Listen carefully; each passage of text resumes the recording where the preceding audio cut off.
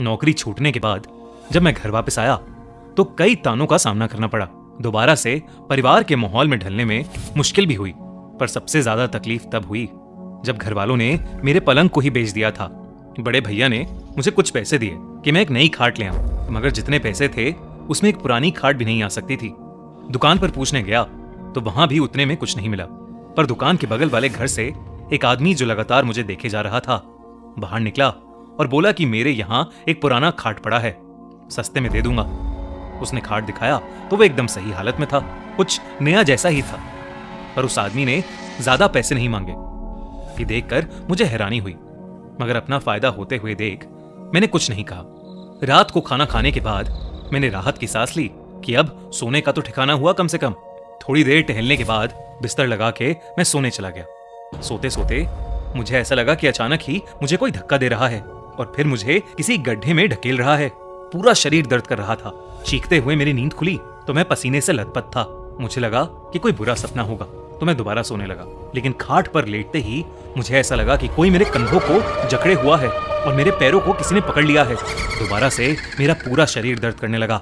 मैं चाहकर भी उठ नहीं पा रहा था। हैरत की बात तो ये थी कि ये कोई सपना नहीं था, सच में कोई मेरे शरीर को जकड़े हुआ था। मेरी चीख सुन सभी घरवाले वहां फौरन आ गए और उतने में ही ये सब अजीब चीजें भी रुक गईं। बुरा सपना था ये बोलकर उन्होंने फिर से सो जाने को बोला, पर खाट पर दोबारा बैठने की अब मेरी हिम्मत ही नहीं थी। वो रात मैंने जमीन पर ही गुजारी और अगले दिन मुझे लगा कि शायद जो कल रात हुआ वो सब मेरा एक वहम था। खुद को समझाते हुए मैं अगली रात फिर उसी खाट पर सोया। कुछ देर तो मुझे नींद ही नहीं आई। फिर जब कुछ देर तक कोई भी अजीब चीज नहीं हुई तो मेरी आंख लग गई, पर आधी रात में एक बार फिर मुझे लगा कि कोई मेरे शरीर को पीछे की ओर खींच रहा है। मैं आगे बढ़ ही नहीं पा रहा था क्योंकि मेरे पैरों को जैसे किसी ने जंजीरों से बांध रखा था। फिर मुझे वैसा ही शरीर को झकझोर देने वाला दर्द हुआ। मैं चीखता, इससे पहले ही मुझे एक आवाज सुनाई दी। एक बूढ़ी औरत की आवाज गुस्से से भरी हुई। मेरी जगह पर आखिर क्यों आए तुम? ये मेरा बिस्तर है, निकल जाओ यहाँ से, जाओ यहाँ से। बहुत देर तक ये आवाज मेरे आसपास भटकती ही रही, फिर इतना पास आ गई कि लगा मेरे दिमाग से ही निकल रही हो, ना कि बाहर से। शरीर के साथ साथ अब मेरा सर भी फटा जा रहा था। तब अचानक मुझे लगा कि मेरी माँ मुझे बुला रही हैं। उनकी आवाज से मेरी नींद ही टूट गई। मैं जब उठा तो पसीनों से लथपथ था। मेरी माँ मेरे पास खड़ी थी और वो बुरी तरह से घबरा रही थी। जब मैंने अपने पैरों को देखा तो मेरे पैरों पर रस्सी और खरोंचों के निशान दिखे तो मैं भी चौंक उठा। मैं समझ गया कि जो मैं महसूस कर रहा था वो कोई सपना नहीं था। सुबह होते ही मैंने उस खाट को उठाया और बाहर फेंक आया। कुछ देर बाद वो वहां था ही नहीं। जरूर ही कोई उसे उठाकर कहीं ले गया होगा। अगली रात भी मैंने जमीन पर गुजारी, लेकिन उस खाट का ख्याल मुझे सोने ही नहीं दे रहा था। थोड़ी बहुत नींद लेकर एक आदमी भी घर के बाहर मिला जो कि गुस्से में भरा पड़ा था कि आखिर क्यों मैंने इतना खतरनाक खाट यूं ही खुले में बाहर छोड़ दिया था। झटके, दर्द और बुरे सपने, क्या कुछ नहीं देता था ये खाट? ये सब बोलकर वो खाट वहीं छोड़ गया। मुझे इतना तो समझ आ गया था कि मैं पागल नहीं हूं और इस खाट में वाकई कुछ दिक्कत है। मैं उस खाट को अंदर ले गया और दोबारा उस रात उस पर सोने का सोचा ताकि पता कर सकूं कि आखिर वो आवाज किस बुजुर्ग औरत की थी। लेकिन ये मेरी जिंदगी की सबसे बड़ी गलती थी। इस बार ना शरीर में दर्द हुआ और ना ही झटके लगे और जल्द ही नींद भी आ गई। पर थोड़ी ही देर में उस औरत की आवाज फिर आई। चिल्लाते हुए उसने बोला, फिर आ गए? आखिर क्यों मुझे चैन से सोने नहीं देते?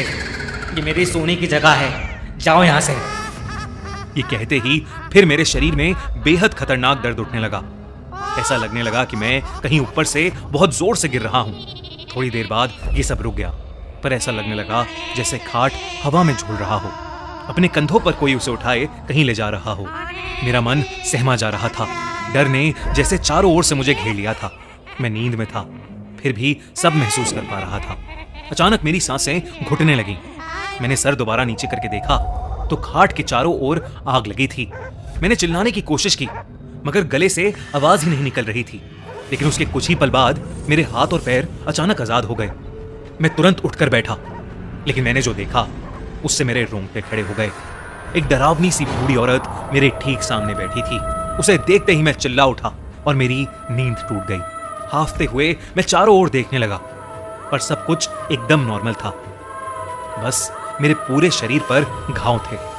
मैं समझ चुका था कि ये किसी बूढ़ी औरत के सोने की जगह थी, जो शायद अब इस दुनिया में नहीं है, लेकिन फिर भी उसे यहीं सोना पसंद है।